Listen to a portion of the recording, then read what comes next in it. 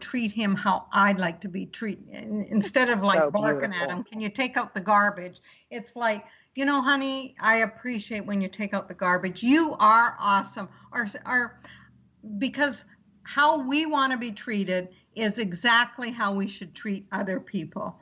And especially our husband. And if you know the book, The 5 Love Languages, when you guys out there that are married, whether happily or unhappily, your marriage can always get better if you learn your husband's love language and learn yours and learn to ask for what you need and do it in a way that's respectful. And, you can go to the 5lovelanguages.com, take the test. It's free. It's online. You and your husband can take it. Your kids, when you know your kids' love languages, you can treat them with the respect and honor what they need so that their love tank is full. And I learned my husband's is, like what you were doing with your husband, words of affirmation and touch, of course. He has 2. The main one is words of affirmation. Number 2 is touch. I know what mine are, acts of service and words of affirmation. So, I can kind of do what you did, Lorraine, is how would I like to be treated? Or what's the language? What is the thing that I can do that really fills his cup, that makes him actually feel my love? Because the way I want to be loved is not necessarily the way he needs to be loved and can really feel that love. Because otherwise, it's just you think you're doing it and you're a master at loving, and then, whoops, it's not landing. Right. And I think that Gary Smalley, is it Gary Smalley? Yes. If you go on and take those tests, they are so helpful.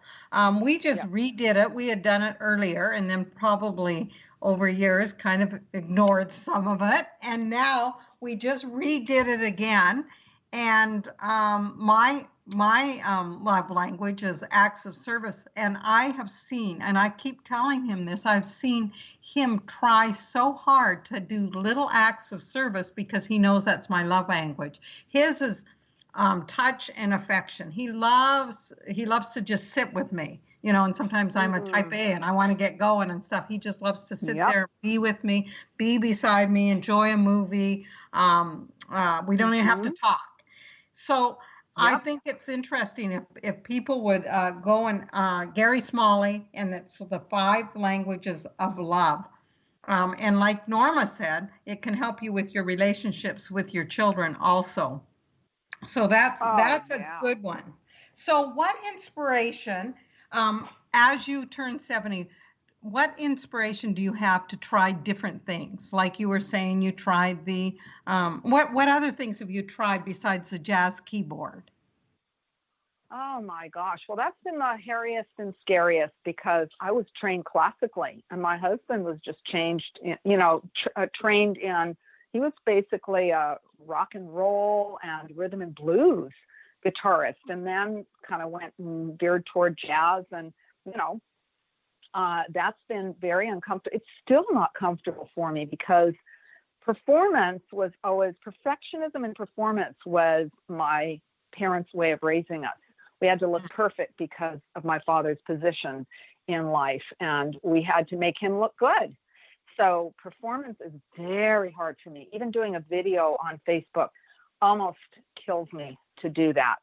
And so I think what I've tried lately is doing a summit with some people, and you were on my show. That was fabulous, Lauren. You did an amazing job. Being on a live on Facebook, I'm like, that's my least comfortable thing, but I've launched out and I'm just beginning to do that. So I'll let you hold my hand a little bit through that, Lorraine, because you are an expert. You're a pro. And other new things I've done is art. My church called me up and asked me to do art during a worship service, like prophetic art. And I said, sure. And then I hung up and I said, wait a minute, I don't do art. I've never done art. I got a D in my self-portrait in first grade and thought I sucked at art. So never took an art class. Never, ever, ever, never did art. And yet I said yes because of the venture, and it seemed like a good thing to say yes to. And then it was like my logic kicked in. It was like, I don't do art. But I went and just did it anyway. And what I came up with was outrageous. Right. And I thought, wow, maybe I've got some hidden talent. Our daughter is an artist, a highly trained, educated artist that sells her stuff. And I just thought, oh, yeah, she's good and I'm not. Same with my husband. Oh, he's good at music and I'm not. I'm good at jazz. But, just getting out there and doing it by faith, doing it by risk. Right. And I started taking art classes and got better at it and better and did some amazing stuff. But do I feel comfortable about it? Is that my what draws me? Is that my main passion?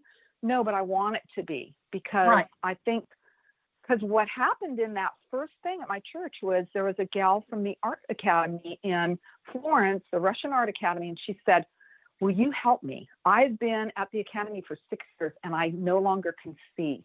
I have no inspiration, no vision. I can't see, I can't paint. I am so stuck. And I helped get her unstuck and into a community where she was supported. And, that's my jam. That's what makes me shake with pleasure and passion, is helping people get unstuck, myself included. Right. And that's the name. That was the interesting name of your show today. It's called Becoming an Unstoppable Force for Good. And that was a great example of doing the exact thing. So tell the audience how they can get a hold of you, Norma, and what you brought for them today as a free gift. Yeah, absolutely. Well, my free gift is, hey, get a hold of me and let's do a 15-minute free coaching and see if there's a connection and we resonate. And, I have something to offer that you say, yeah, she gets me. I like that.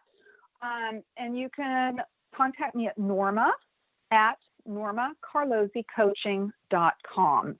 And my website is just Norma, www.normacarlozzicoaching.com. So either way, you can contact me at either place. Yeah, and Carlozzi is spelled Carlozzi. So that's correct. Great, and thank you for that wonderful gift. Now I have one other question. Well, maybe a couple, but what would you say to your younger self? So you're turning 70. What would you say to your younger self now that you are 70? You wish you knew when you were young. Don't stress. Don't try to madly, massively control. Just let go, surrender, and let myself be okay with the journey.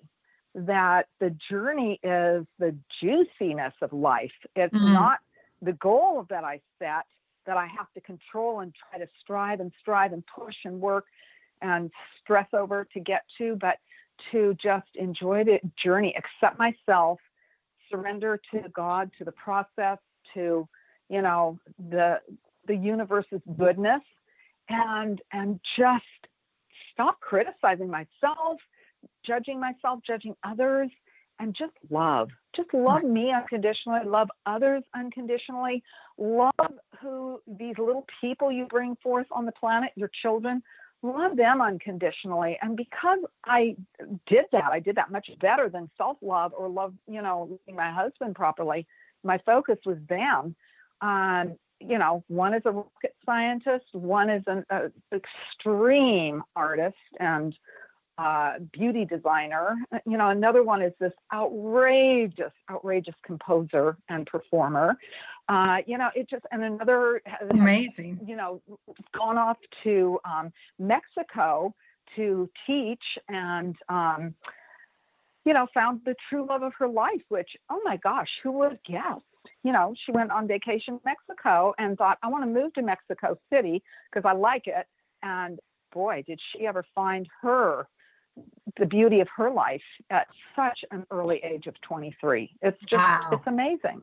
And another one is the mom of my 2 grandkids, who's becoming an amazing business person. I mean, who would have guessed? And the one we adopted is a very successful medical person that, wow. I so respect my kids.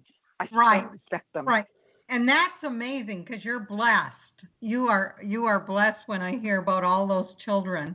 And it comes down from, obviously, from you and Peter. and most of them are kind of in that creative, that arts area. So that's amazing.